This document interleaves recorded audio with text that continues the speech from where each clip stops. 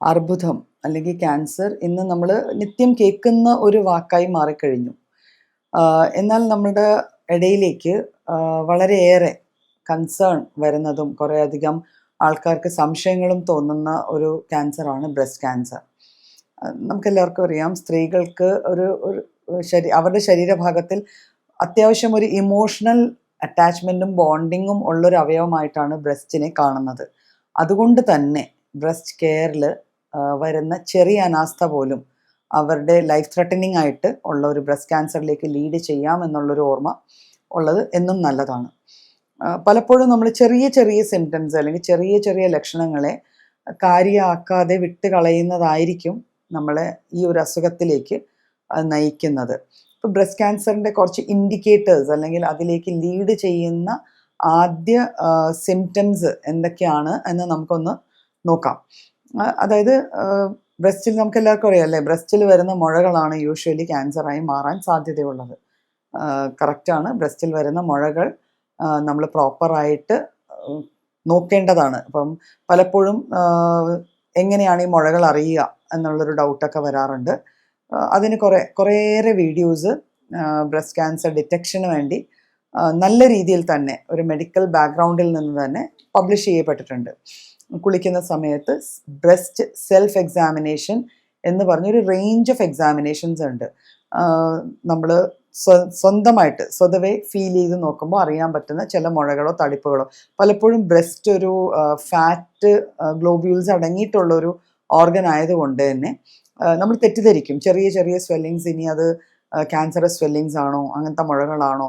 അപ്പം നോട്ട് ചെയ്യേണ്ട ഒരു സാധനം, നമ്മൾ ഈ മുഴകളെ ഫീൽ ചെയ്യുമ്പോൾ അത് എവിടെയെങ്കിലും ഫിക്സ് ചെയ്തിട്ടുണ്ടോ, എവിടെയെങ്കിലും ഒട്ടിപ്പിടിച്ചിരിക്കുന്നതായിട്ടൊരു ഫീൽ വരുന്നുണ്ടെങ്കിൽ ഉറപ്പായിട്ടും അത്തരത്തിലെ മുഴകൾ വീണ്ടും മുന്നോട്ടുള്ള ഇൻവെസ്റ്റിഗേഷന് നമ്മൾ കമ്പീറ്റൻ്റ് ആയിട്ടുള്ള എക്സ്പേർട്സിനെയോ ഡോക്ടേഴ്സിനെയോ അപ്രോച്ച് ചെയ്യേണ്ടതാണ്. പിന്നെ പലപ്പോഴും വേദനയുള്ള മുഴകളോ അല്ലെങ്കിൽ അവിടുത്തെ സ്കിന്നിൽ വരുന്ന മാറ്റങ്ങൾ, ഈ മുഴകളോ തടിപ്പുകളുടെ പുറത്തുള്ള സ്കിന്ന് നോർമൽ സ്കിന്നിനെ പോലെ സ്മൂത്ത് അല്ലാതെ ഈ ഓറഞ്ച് പീൽ അപ്പിയറൻസ് എന്ന് പറയും. അതായത് നമ്മുടെ ഓറഞ്ചിൻ്റെ തൊലി ഇരിക്കുന്നത് പോലെ ഒരു ചെറിയ ചുരുക്കങ്ങളും ചുളുക്കികളും ഉള്ള രീതിയിലുള്ള അപ്പിയറൻസ് ബ്രസ്റ്റിൽ ഏതെങ്കിലും ഭാഗത്ത് വന്നാൽ അത് കോസ് ഓഫ് കൺസേൺ ആണ്, നമ്മൾ ശ്രദ്ധിക്കേണ്ടത് തന്നെയാണ്. ഇതോടൊപ്പം തന്നെ അതേ ഭാഗത്തിലെ കക്ഷത്തിൽ വേദനയോട് കൂടിയുള്ള ചെറിയ കഴലകൾ അല്ലെങ്കിൽ ലിംഫ് നോഡ്സ് എൻലാർജ്ഡ് ആണെങ്കിൽ അതും നമ്മുടെ കോസ് ഓഫ് കൺസേൺ ആണ്. നമ്മൾ ഉറപ്പായിട്ടും അത് കൺസിഡർ ചെയ്യേണ്ടതാണ്. അപ്പം ഈ മുഴകൾ വരാൻ ചിലവർ പറയാറുണ്ട്, ഇതിങ്ങനെ മുഴയൊന്നും അല്ലായിരുന്നു, എന്തോ കുട്ടിയുടെ കൂടെ കളിക്കുകയോ അല്ലെങ്കിൽ കുട്ടിയെ എടുക്കുകയോ കൈകാര്യം ചെയ്യുന്ന സമയത്ത് കുട്ടിയുടെ കൈ മുട്ടി, അപ്പോൾ ഒരു ചെറിയ വേദന ഉണ്ടായി, ആ വേദന ഇങ്ങനെ നിന്ന് കല്ലിച്ചതാണ്. ഇങ്ങനെ കല്ലിച്ചതാണെങ്കിൽ പോലും നമ്മൾ ഉറപ്പായിട്ടും ആ വേദന അല്ലെങ്കിൽ ആ തടിപ്പ് കുറച്ചധികം നാൾ നിലനിൽക്കുകയാണെങ്കിൽ അത് ഫർദർ ഇൻവെസ്റ്റിഗേഷന് കൺസിഡർ ചെയ്യേണ്ടത് തന്നെയാണ്. അതുപോലെ നിരന്തരമായി ചെറിയ കുരുക്കളോ പരുക്കളോ ബ്രസ്റ്റിൽ വരികയോ നിപ്പിളിന് ചുറ്റും വരികയോ അവിടെ നിന്ന് ചില തരത്തിലുള്ള ഡിസ്ചാർജ്, പാല് പോലത്തെ ഡിസ്ചാർജോ അല്ലെങ്കിൽ ബ്ലഡ് പോലത്തെ ദ്രാവകമോ അല്ലെങ്കിൽ ഏതെങ്കിലും പ്രത്യേക തരം ദുർഗന്ധമോ അല്ലെങ്കിൽ നമുക്ക് ദുർഗന്ധം അല്ലെങ്കിൽ പോലും നമുക്കൊരു ഡിസഗ്രിയബിൾ ആയിട്ടുള്ളൊരു സ്മെല്ലുള്ള ഒരു ദ്രാവകം വല്ലതും വരുവാണെങ്കിൽ അതും നമ്മൾ ഉറപ്പായിട്ടും മുന്നോട്ട് ഇൻവെസ്റ്റിഗേറ്റ് ചെയ്യേണ്ടതാണ്. ഇപ്പം ഇങ്ങനൊരു സംഭവം വന്നു, നമ്മൾ മുന്നോട്ട് ഇൻവെസ്റ്റിഗേറ്റ് ചെയ്യണമെന്ന് പറയുമ്പോൾ എങ്ങനെയാണ് എന്നുള്ളൊരു ചോദ്യം വരും അല്ലേ. അപ്പോൾ നമ്മൾ ചെയ്യേണ്ടത് ആദ്യമേ നമ്മളൊരു ഗൈനക്കോളജിസ്റ്റിനെയോ അല്ലെങ്കിൽ ഒരു നല്ല ഡോക്ടറിനെയോ കൺസൾട്ട് ചെയ്യുക. കൺസൾട്ട് ചെയ്ത് കഴിയുമ്പം ആ ഡോക്ടർ നിങ്ങൾക്ക് കുറച്ച് ഇൻവെസ്റ്റിഗേഷൻസ് നിർദ്ദേശിക്കും.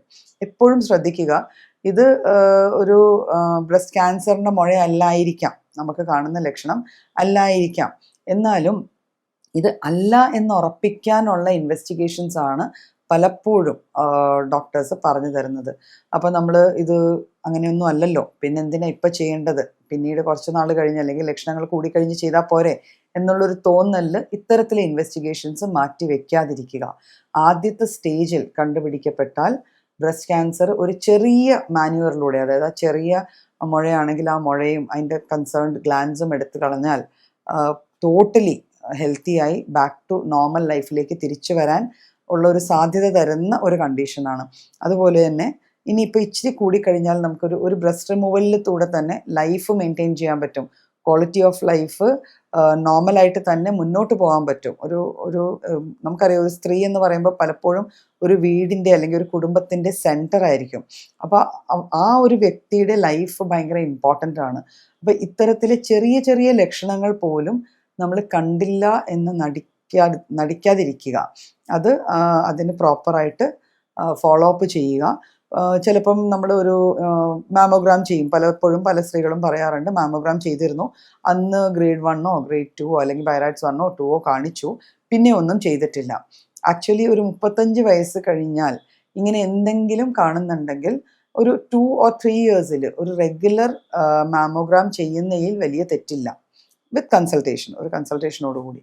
അപ്പോൾ ഇത്തരത്തിലെ പ്രൈമറി ഇൻവെസ്റ്റിഗേഷൻസ് ചെയ്ത് കഴിഞ്ഞ് ആദ്യ സ്റ്റേജിൽ തന്നെ ഇത് കണ്ടുപിടിച്ചാൽ ഒരു 100% നമുക്ക് ബാക്ക് ടു നോർമൽ ലൈഫ് എത്തിക്കാൻ പറ്റുന്നൊരു ക്യാൻസർ ആയതുകൊണ്ട് തന്നെ ചെറിയ ചെറിയ ലക്ഷണങ്ങളെ കണ്ടില്ല എന്ന് നടിക്കരുത്. അത് പ്രോപ്പറായിട്ട് മാനേജ് ചെയ്ത് തന്നെ പോകണം.